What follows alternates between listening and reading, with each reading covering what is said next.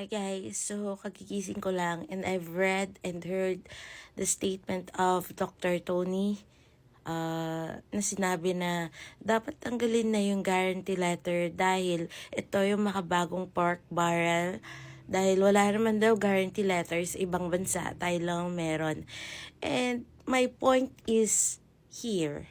So, same sa comment ni Madam na worth 700k yung bill pero yung deduction is 23, just like sa bill na mga kakilala ko na around 100k yung bill tapos 8,000 lang yung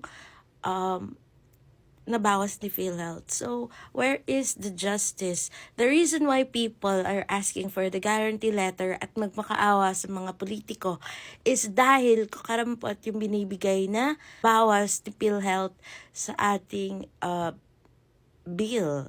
So, hindi naman tayo pupunta ng kongreso, ng kahit sinong senador, party list, kung sapat yung binibigay ni PhilHealth.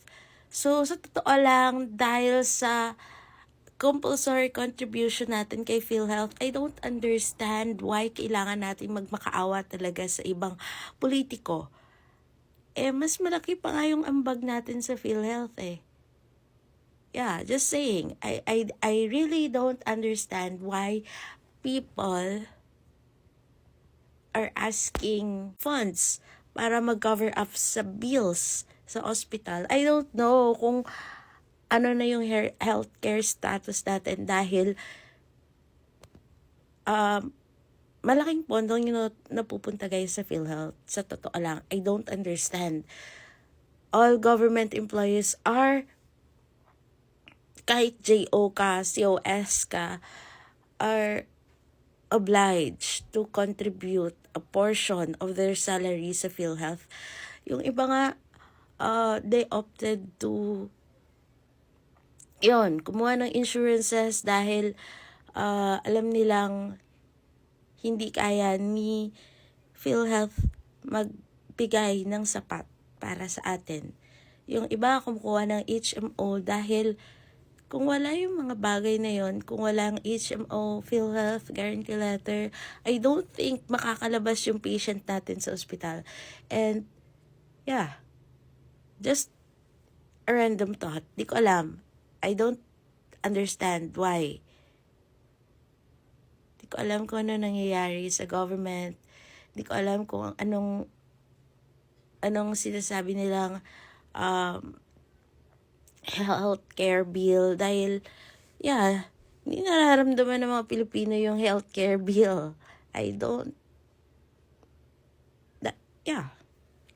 Just a random thought. Hindi ko sinasabi na negativity yung ibibigay lahat ng pondo sa PhilHealth para hindi na humingi sa iba. So I don't think PhilHealth can help us in terms sa ating bill sa hospital. I don't know. By the way guys, this video doesn't intend to spread hate or negativity. This is just a random thought of an ordinary Filipino citizen. So, kami po ay ordinaryong mamumugon lamang. So, anything that the law says, we obey and we follow. It's just that sometimes we need to express our thoughts because this is the reality. Ito yung totoong nagaganap sa community. Ito yung totoong scenario because we've experienced several pahirapan dahil sobrang laki nga ng bill. So yeah, this is just a random thought.